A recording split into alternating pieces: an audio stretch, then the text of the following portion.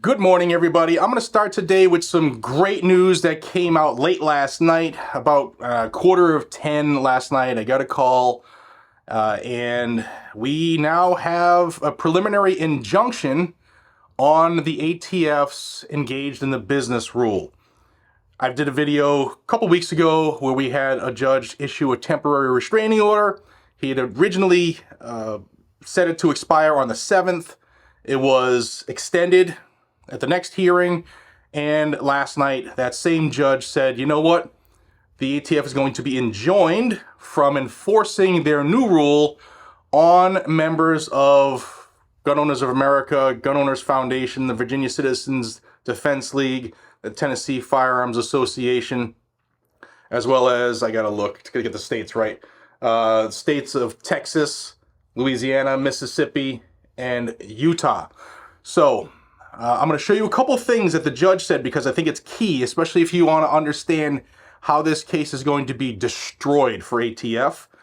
And then give you some more news, because you do not have to live like in Tennessee or Virginia to be members of VCDL or TFA. You also don't need to live in Virginia to be a member of GOA, as you know.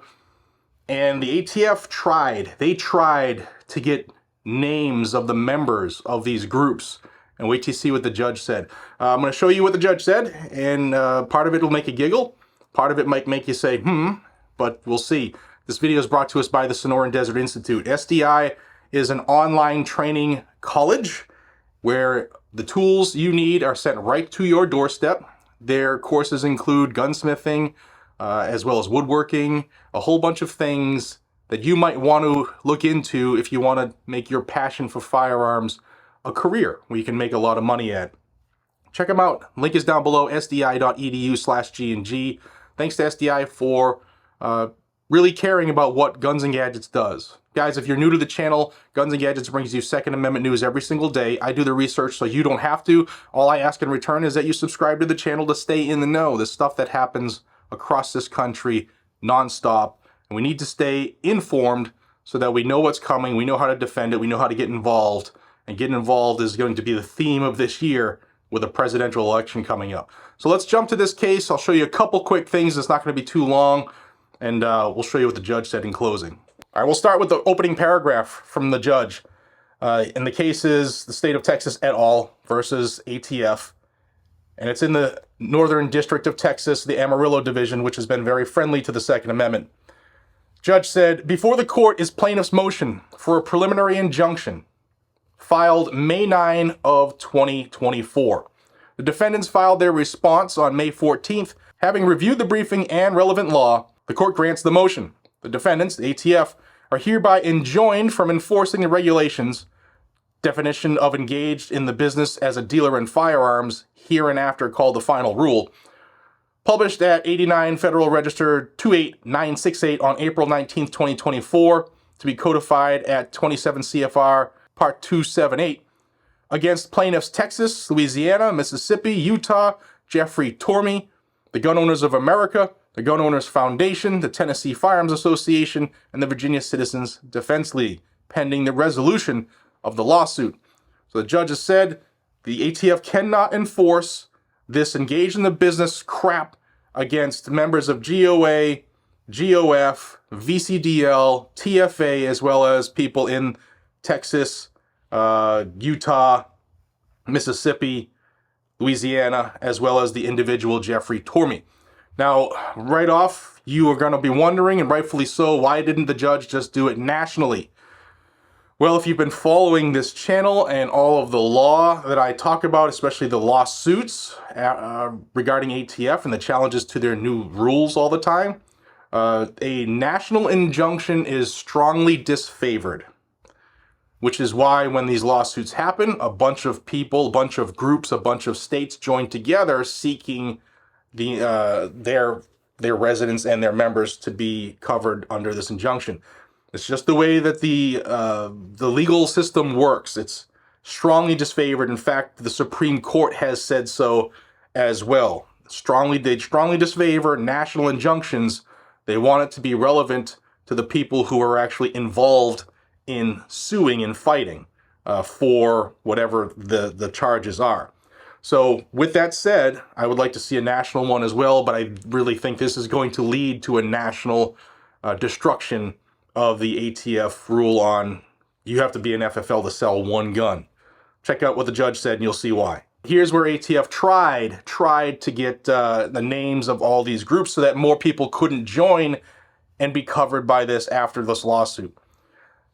The judge said the defendants next argue that the organizations must identify their members by name to have associational standing. The organizational plaintiffs cannot establish standing based on an unnamed member. But defendants' purported support in Summers v. Earth Island Institute did not concur in permissible reliance on anonymous or pseudonymous declarations to establish standing.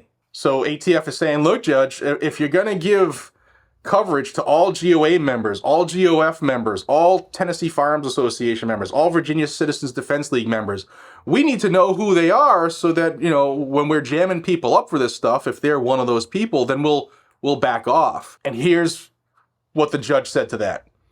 Moreover, the defendants, ATF, may be correct that some other circuits require a named member. See ECF number 66 at 25, arguing that cases from the 1st, 2nd, and 6th circuits establish that unnamed members are insufficient for associational standing. But this circuit does not. And the judge even said that the Supreme Court has said you don't have to have named people to have associational standing as well. So if you're a member, good. If you're a member, good. Then the judge said this: plaintiffs are substantially likely to prevail on their APA claim. That's the Administrative Procedure Act, which is how rules are made, which is where the ATF tries to make law, even though they don't have the power to make law. Now, if you remember when I did the first video about ATF dropping this rule, the ATF is saying this is made possible because of the Bipartisan Safer Communities Act. That is the most recent gun control that was passed last year federally, where a bunch of rhinos in each chamber joined forces with the anti-gun Democrats, well, they're actually probably anti-gunners as well, to get this legislation passed. It did a lot of things. They claim it was a mental health bill, but when I covered this ad nauseum, it was obviously a let's bribe states into getting their own red flag. In fact, we'll have millions of dollars available for each state to do that, as well as tweak a few things and make it difficult for adults aged 18, 19, and 20 to get firearms because they created the extended background check for those folks, which is unconstitutional as well. So the ATF was leaning on the Bipartisan Safer Communities Act. Let's see what the judge said about that. As this is a question of statutory interpretation, the court begins with the text. Here, the final rule clashes with the text of the Bipartisan Safer Communities Act in at least 3 ways. First, it asserts that there is no minimum number of firearms to actually be sold to be engaged in the business for the purpose of the licensing requirement. In the rule, ATF said a single firearm transaction or even a mere offer to engage in a transaction may suffice. While selling large numbers of firearms or engaging or offering to engage in frequent transactions may be highly indicative of business activity, neither the courts nor the department have recognized a set minimum number of firearms purchased or resold that triggers the licensing requirement. Similarly, there is no minimum number of transactions that determines whether a person is engaged in the business of dealing in firearms. Even a single firearm transaction or an offer to engage in a transaction, when combined with other evidence, may be sufficient to require a license. The judge continued, but the Bipartisan Safer Communities Act says otherwise. The term engage in the business means, as applied to a dealer in firearms, as defined in Section 921A11A, a person who devotes time, attention, and labor to dealing in firearms as a regular course of trade or business to predominantly earn a profit through the repetitive purchase and resale of firearms. But such term shall not include a person who makes occasional sales, exchanges, or purchases of firearms for the enhancement of a personal collection or for a hobby, or who sells all or part of his personal collection of firearms. Defendant's proffered interpretation is severely undercut in Section 921A21C's use of 1. Firearms in the plural. 2. The phrase regular course, clearly contemplating a series of events. 3. Repetitive, meaning more than once. And 4. The section's exemption of sales, exchanges, or purchases in the plural. So too does Section 921A21C require the purchase and resale of firearms, a conjunctive requirement that flatly contradicts the defendant's assertion that there is no minimum threshold number of firearms purchased or sold that triggers the licensing requirement. Second, the final rule suggests that actual profit is not a requirement of the statute. It is only a predominant intent to earn a profit through the repetitive purchase and resale of firearms that is required. In other words, a person may repeatedly advertise and display firearms for sale and therefore demonstrate a predominant intent to earn a profit from repeatedly reselling their firearms purchased, but never actually find a buyer.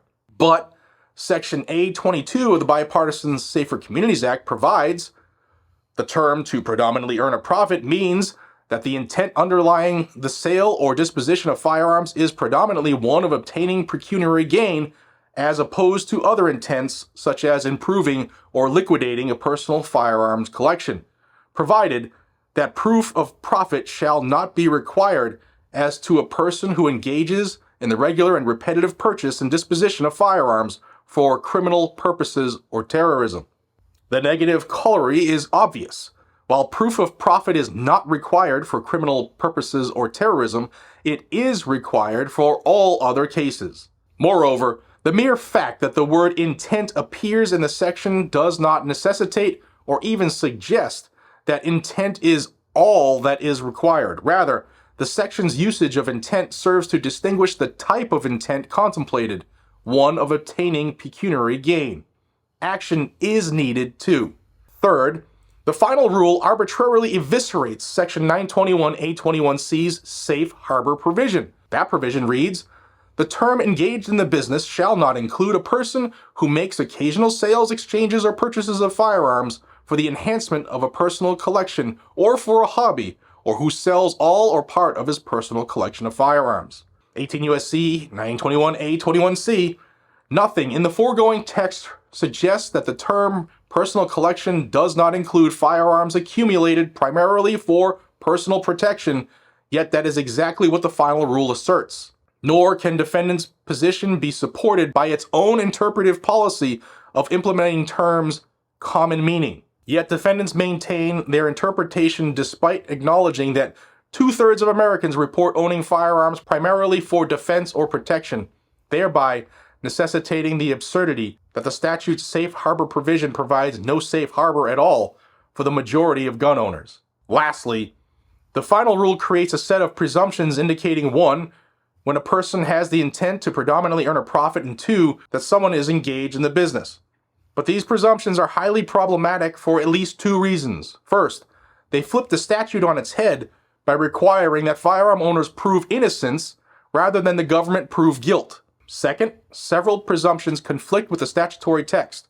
2 of them, for example, provide that a person is presumptively engaged in the business if he demonstrates a willingness and ability to purchase and resell firearms, or purchases or resells firearms.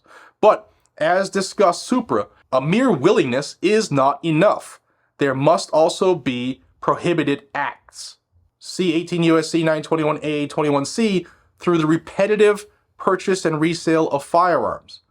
Nor is purchasing or reselling sufficient. The statute provides a conjunctive. And here's the judge's conclusion. The plaintiff's motion for a preliminary injunction is granted. Defendants are hereby enjoined from enforcing the regulations definition of engaged in the business as a dealer in firearms, published at 89 Federal Register 28968 on April 19, 2024, to be codified at 27 CFR Part 478 against all plaintiffs pending the resolution of this lawsuit. So ordered last night, Judge Matthew J. Kaczmarek, U.S. District Court Judge. So again, I want to congratulate the states and groups involved. I want to thank them, and I want to tell you all to support those who support you. These groups went out, spent money to sue the ATF, to get this injunction, and to first get those temporary restraining orders so that members of these groups and residents of these states can be free of ATF tyranny for this rule. More to come on the other rules.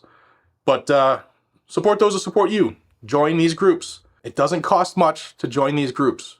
And I'm a member of all of them, which is something I think you should do as well. Thanks again to GOA, GOF, TFA, VCDL, Texas, Louisiana, Mississippi, Utah.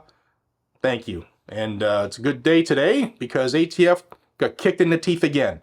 And this will continue to happen. It's only a matter of time. It's just the way the system works. Guys, if you want to stay in the know about Second Amendment news, subscribe to this channel right down below. Thank you for getting me past that 700,000 subscriber threshold. Let's see how good we can get. Let's see how many people we can impact by bringing the truth of the Second Amendment and the fight that we face on a daily basis. Appreciate y'all. You are your own first responder. Never forget that.